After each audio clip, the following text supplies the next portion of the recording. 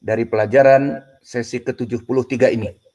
Kemudian di sini ada bonus, dan bonus ini seperti tertulis soalnya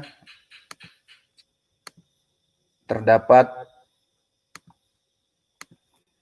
di matan ataupun terdapat di Telegram, yang mana disebutkan di dalam matan tentang permasalahan pertanyaan. Kita baca.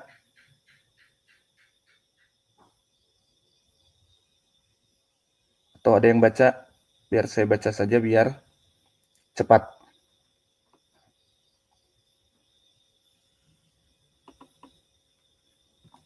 Mana pertanyaannya? Di Telegram.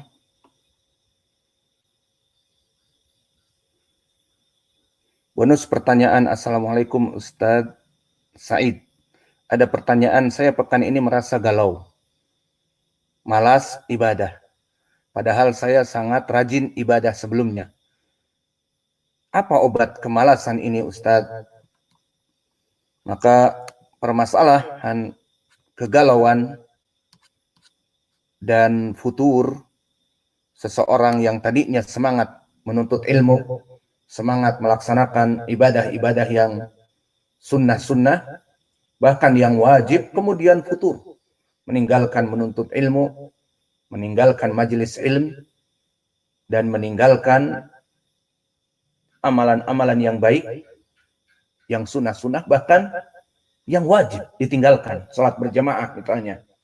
Maka perkara ini telah datang di dalam hadis yang diriwayatkan oleh Imam Ahmad dan yang lainnya dari ashabi Rasulullah sallallahu alaihi wa ala alihi wasallam, yang mana disebutkan berkata Rasulullah sallallahu alaihi wa ala alihi wasallam, inna likulli amalin syarrah tsumma fatrah. Maka sungguhnya amal-amal Bani Adam itu kadang-kadang meningkat dalam keadaan di-upgrade amalannya baik. Tsumma fatrah, kemudian terjadi penurunan, terjadi inflasi dari amal-amalnya, meninggalkan sunnah-sunnah, meninggalkan bahkan kewajiban, meninggalkan menuntut ilmu, meninggalkan sholat berjamaah, dan meninggalkan sholat-sholat rawatib, maka futur. Kemudian di hadis disebutkan, faman kanat fatratuhu ila bid'ah faqad dhalla. Jika futurnya itu dia malah melaksanakan kebid'ahan, kemaksiatan, meninggalkan kewajiban, melaksanakan dosa-dosa, maka dia telah tersesat. Wa man kanat fatratuhu ila sunnah faqad ihtada. Namun jika futurnya ini, kelemahan iman ini, dia masih dalam keadaan sunnah, maknanya masih dalam keadaan melaksanakan sunnah meskipun tidak segencar yang lalu. Biasanya dia bangun jam 2, jam 3, sholat malam 11 rakaat. Maka dia hanya bangun jam 4, 4.30, setengah jam sebelum adzan, hanya sekedar sholat 3 witir saja. Maka misalnya seperti ini disebutkan, wa man kanat fatratuhu ila sunnah faqad ihtada. Dan masih dalam keadaan sunnah, maka dia masih dalam keadaan mendapatkan petunjuk. Maka permasalahan futur itu permasalahan yang waqi', terjadi disreal di dalam hati kita. Karena iman itu yazid wa yanqus. Yazidu bi ta'ah wa yanqus bil maksiyah. Iman itu bertambah dan berkurang. Bertambah dengan ketaatan kepada Allah dan berkurang dengan melaksanakan dosa-dosa yang belum bertaubat atasnya. Maka hadis ini diriwayatkan oleh Imam Ahmad. Hadatsana Yahya bin Sa'id, siapa? Al-Qattan, Imam Muhaddits. Hadatsana Jarir, siapa Jarir? Ibnu Abdul Hamid. An Mansur, Mansur Ibnul Mu'tamir, Imam Muhaddits. An Mujahid, dan Mujahid juga dari Athbatun Nas fi Ibni Abbas. Berkata, dakhaltu ana wa Yahya Ibnu Ja'dah ala rajulin minal ansar min ashabi Rasulillah sallallahu alaihi wa ala alihi wasallam. Maka aku masuk dengan Yahya ibnu Ja'dah kepada seorang sahabi dari sahabat Nabi yang tidak disebutkan namanya. Maka sahabat di sini majhul, namun jahalatus sahabah la tadur, karena telah dipuji oleh Allah di Al-Quran dan Sunnah. Di Al-Quran seperti dalam surat Taubah, wasabiqunal awwalun minal muhajirin wal ansar waladina taba'ahum bi ihsanin radhiyallahu anhum wa radu'an. Dan juga di dalam hadis yang mutawatir dari sekitar 8 sahabat, khairun nas qarni tsumma ladina yalunahum tsumma ladina yalunahum. Maka sebaik-baiknya manusia adalah yang hidup di zamanku, yakni para sahabat.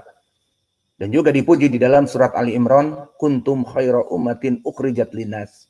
Kalian adalah sebaik-baiknya manusia yang dikeluarkan dari muka bumi untuk manusia. Maka berkata Al-Bukhari pun Abu Hurairah di Sahih Bukhari, khairu ummatin ukhrijat linnas, maknanya antum ya ayyuhas sahabah afdalun nas linnas. Kalian para sahabat adalah sebaik-baik manusia di zamannya untuk dijadikan panutan bagi manusia yang setelahnya. Maka jahalati dari sahabat la tadur di dalam al-isnad. Kemudian kita setelah mengetahui permasalahan futur itu adalah real terjadi, maka bagaimana obatnya? Apa solve problem? How do you heal the broken heart misalnya? Apa yang kamu bisa mengobati dengan hati yang galau, sakit hati ini, patah hati, dan sebagainya. Maka apa obatnya? Maka terapi untuk pengobatan hati yang sedang galau, ataupun futur, ataupun malas ibadah, banyak sekali. Namun mungkin kita di dalam waktu yang sempit ini, sebutkanlah beberapa saja. Di antaranya, obatnya adalah banyak berzikir dan menuntut ilmu syar'i.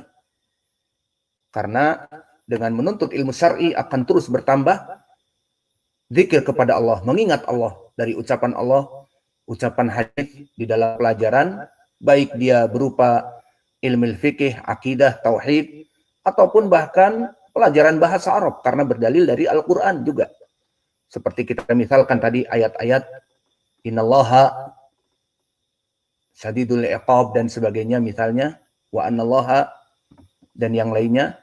Maka di dalam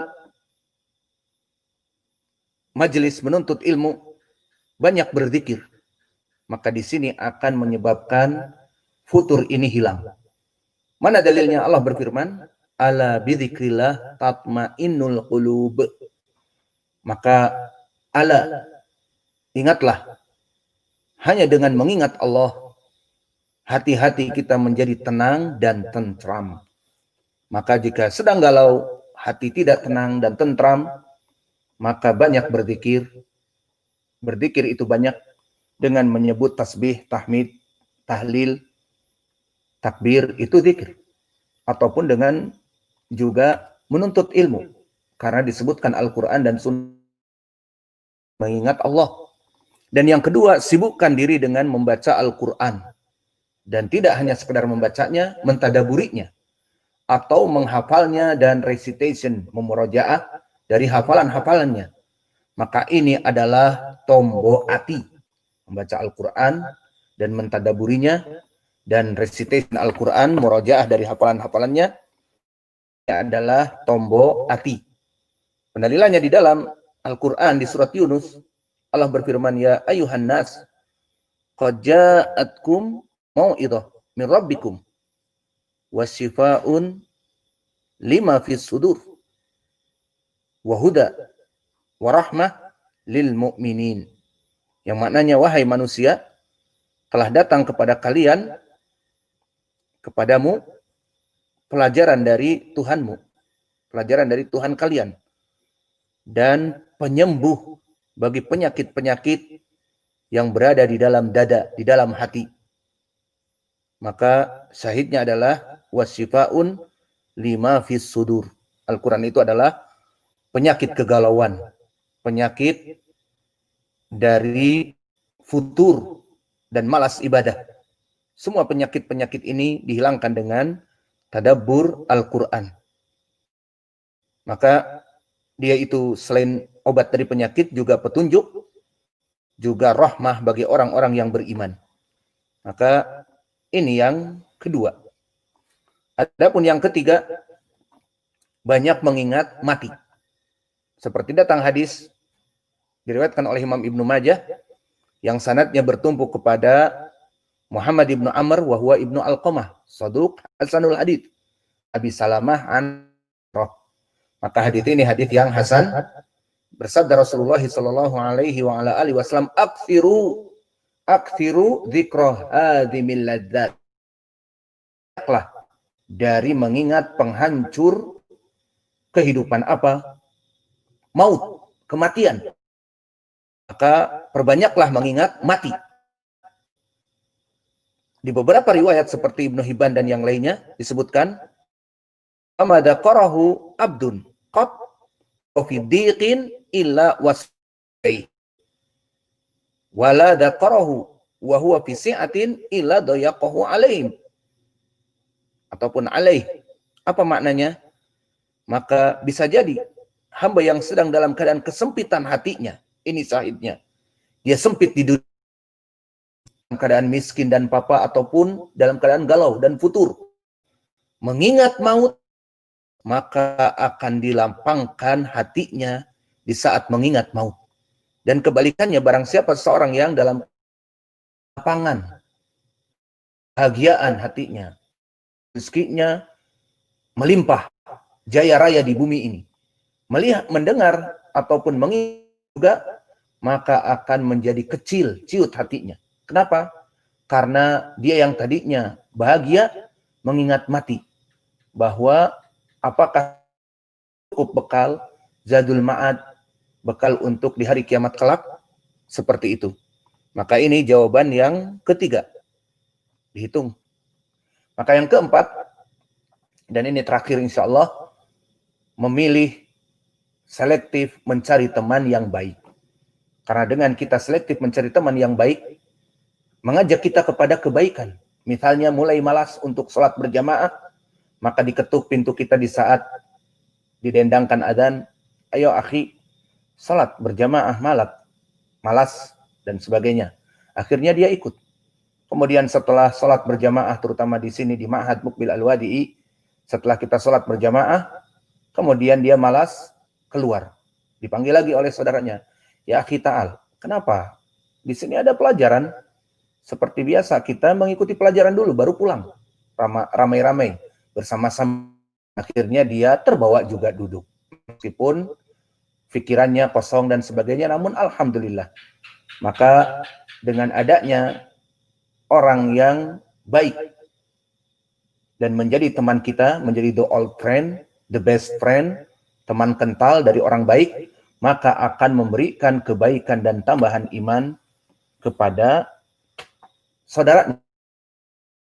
Muttafaqun alaih dari Abi Musa al-Asy'ari. Mathalu jalisi saleh. Adapun permisalan dari mencari teman yang soleh, teman yang baik, ka hamilil misk, seperti orang yang menjual parfum misk. Maka disebutkan di sini, fayatilahu rihun thayyibah. Jika dia duduk bersamanya, apalagi datang ke kiosnya di saat dia mencampur ataupun memasukkan ke pipet-pipet kecil dari campuran parfumnya, maka di saat dibuka Drakar tercium bau harum. Di saat dibuka Casablanca tercium bau harum. Casanova tercium bau harum.